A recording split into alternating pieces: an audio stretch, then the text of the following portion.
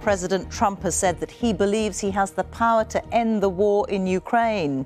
He was speaking after talks were held today in Saudi Arabia, where Russian and American diplomats discussed ending Russia's 3-year campaign. More on those talks in a moment. But first, let's go straight to Washington and to our North America editor, Sarah Smith.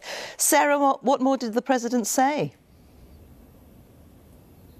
Well, he said he thinks he's the only person in the world who can end this war, as well as saying that he has the power to end it, and also repeating that if he had been in the White House 3 years ago, this war would never have begun. Now, he's said that before, but he's always implied that that was because Vladimir Putin would not have dared to invade Ukraine if Donald Trump had been the president of the United States. But speaking a few minutes ago from his Florida residence in Mar-a-Lago, he seemed to be blaming Ukraine for not having made a deal with Russia prior to the invasion. He seemed to be saying that if he had been in office, then he would have forced a deal that anybody, he said, could have negotiated a better deal where they would have given up a little bit of land, not too much, and been able to avoid this war. Have a listen to what he had to say.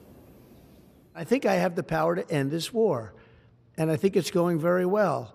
But today I heard, oh, well, we weren't invited. Well, you've been there for 3 years. You should have ended it 3 years. You should have never started it. You could have made a deal. I could have made a deal for Ukraine that would have given them almost all of the land, everything, almost all of the land, and no people would have been killed, and no city would have been demolished, and not one dome would have been knocked down. But they chose not to do it that way. Now, of course, when he was saying that Ukraine was complaining about not being invited, that was because they were not part of those talks that took place between America and Russia in Saudi Arabia today.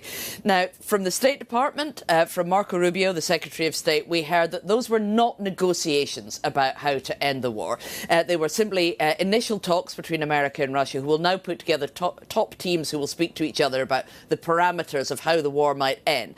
And the Secretary of State was very clear. He said if they do get to the point of actually negotiating what a peace deal or a ceasefire might look like, at that point Ukraine will be brought into the talks and some European nations will be consulted. But for now, those talks are very much between only the United States and Russia. Thank you very much, Sarah Smith there in Washington. Well, there were extraordinary scenes in Saudi Arabia where Russian and American diplomats on opposite sides for so many years held 4 hours of talks aimed at ending the war in Ukraine. One of those at the table, the Russian foreign minister, is even under US sanctions for the part he's played in the war. The two countries agreed to press ahead with negotiations. The talks are part of a flurry of diplomacy focused on Ukraine this week. Crucially, as you heard, neither Ukraine nor Europe were invited to the talks with US and Russian officials, which took place in Riyadh this morning. Instead, the US envoy Keith Kellogg is being dispatched to meet Ukrainian officials separately in Kyiv. And while Russia and the US were talking, Ukraine's President Zelensky was in Turkey with President Erdogan.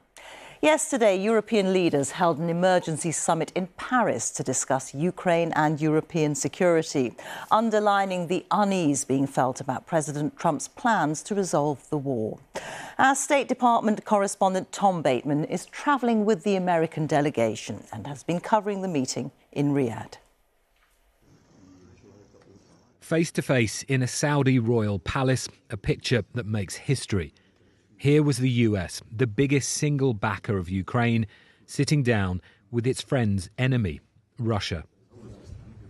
Both sides were silent and stony-faced for the media, but Vladimir Putin's team clearly happy that President Trump had ended their isolation, and the world was about to be shown it. We were brought in for a short amount of time at the very start of the meeting. So the doors opened, the press brought in, and then we saw that extraordinary scene. The first time any such face-to-face meeting has taken place at that level in 3 years. Amid the surging anxiety in Europe over these talks, I shouted questions for Marco Rubio. Is the US sidelining Ukraine, Mr. Secretary? What concessions will there be asked of Russia, Mr. Secretary? There was no answer, and the doors were firmly closed. If the US was demanding any concessions of Moscow, they weren't telling anyone else today. The Americans called the talks upbeat and constructive. They even had time to eat with the foreign minister they sanction. After this break, there was a working lunch, a symphony of scallops and ribeye steak on the menu. I came away today convinced that they are willing to begin to engage in a serious process to determine how and how quickly and through what mechanism can an end be brought to this war. Whether we can ultimately reach that outcome will obviously depend on every side in this conflict's willingness to agree to certain things. Russia's foreign minister said both sides had listened and heard each other, but gave no sign of conceding anything, demanding not only that Ukraine could never join NATO, but that Russia wouldn't tolerate any Western force there. We explained today the appearance of armed forces from NATO countries under a foreign flag, under the flag of the European Union or under national flags does not change anything in this regard. This is, of course, unacceptable to us.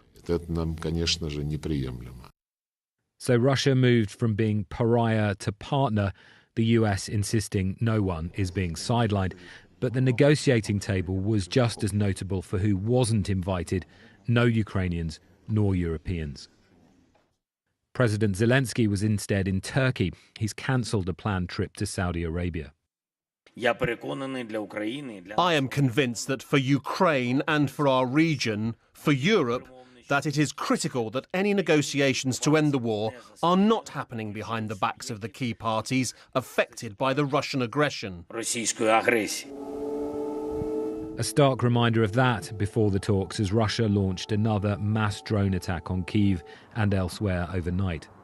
Today's events have so far done nothing to allay the biggest fears in Ukraine of being forced to accept an end to war on Russia's terms, with the peace being carved up between Moscow and Washington.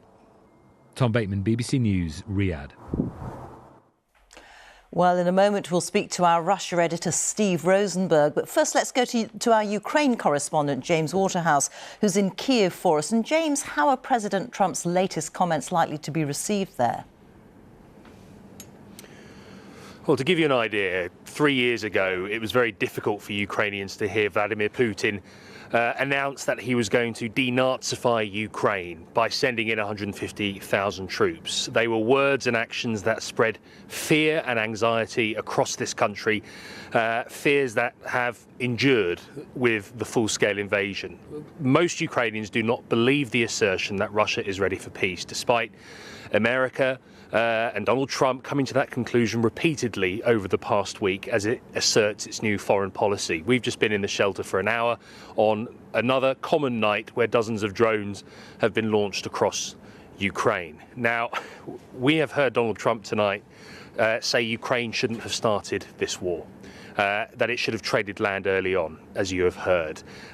It was Russia that launched a full-scale invasion off the back of 8 years of aggression towards Ukraine when it seized Crimea. These are words that you would expect to come from the Kremlin. Donald Trump talked about elections not being held for a while. It is close to repeating the Kremlin's false claims that President Zelensky is an illegitimate leader when elections have legally been postponed under martial law enshrined in Ukraine's constitution. I think the words of Donald Trump reflect the fewer places Ukraine has to look as it continues fighting this invasion. President Zelensky says he can't do it without weapons. He can't do it without America's help.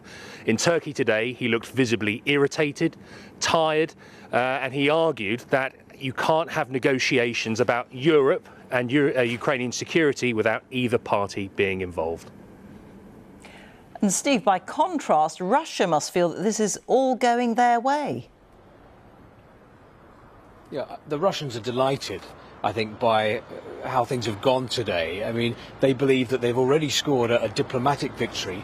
The fact that senior US officials sat down with senior Russian officials while Russia was still waging a war against Ukraine, that is a sign that Western attempts to isolate Russia have failed and that Russia has come back onto the global stage with its leader. I was watching one of the main political talk shows on Russian state television tonight, and one of the guests stood up and said this. He said, "The events in Riyadh are a triumph for Putin's foreign policy.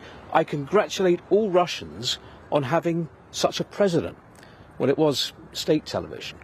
But what about the war in Ukraine? Russia continues to push for an end to the war on Russia's terms. And those terms basically amount to Ukraine giving everything up. And today, the day of the talks, Russia hardened its demands. So now, not only does Russia say no Ukraine in NATO, it's demanding that NATO disavow its promise from 2008 that Ukraine could one day join the NATO alliance. Steve in Moscow and James in Kiev. Thank you both very much. Well, the issue of how to keep the peace in Ukraine in the event of an agreement has been preoccupying European leaders. Sir Keir Starmer has said he would consider deploying UK troops to Ukraine, although, as you heard, Russia's foreign minister said his country wouldn't accept having peacekeeping forces from NATO countries in Ukraine under any peace deal. Our defence correspondent Jonathan Beale has been with British troops in Romania, which borders Ukraine, where they're training for all eventualities. These troops know they may be sent into danger. Part of Britain's High Readiness Force training with European NATO allies in Romania. The border with Ukraine is just 16 miles away. They're already learning the lessons, the return of trench warfare.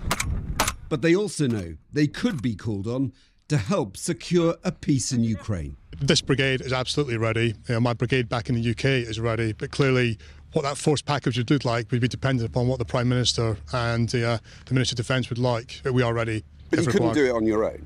Absolutely not. I think the Prime Minister has been very clear that the UK would contribute to efforts, but absolutely not doing it on our own. From training in trenches in Romania to potentially real ones in Ukraine, Keir Starmer has said he's ready and willing to put British troops in harm's way if necessary to secure peace in Ukraine. But the question is, does Britain, does Europe not just have the will, but the numbers too? This is NATO's largest exercise of the year, involving 10,000 military personnel from 8 European countries. That's just 10% of the numbers that many defence experts say will be needed to police any ceasefire in Ukraine. The US, NATO's most powerful military partner, is not directly involved in the exercise. And the Trump administration says it won't be putting any US boots on the ground in Ukraine either. A worry for allies. In the end, it is only the US that can provide the deterrence to Putin that will prevent him attacking again. Afghanistan was the last big test for the British Army. Even that stretched resources for a regular army that was then more than 100,000 strong. Now it's down to just over 70,000. But if the call of duty comes, it might help turn around its current struggle with recruitment and retention. You wouldn't worry about going to Ukraine? No, I think I'd be okay. People have joined the army for a reason. You'll see by talking to people here, everyone's more confident. Ukraine might be a wake-up call for European nations, now being urged to spend more on defence. Support for Ukraine comes with a price. Jonathan Beale, BBC News, Galat.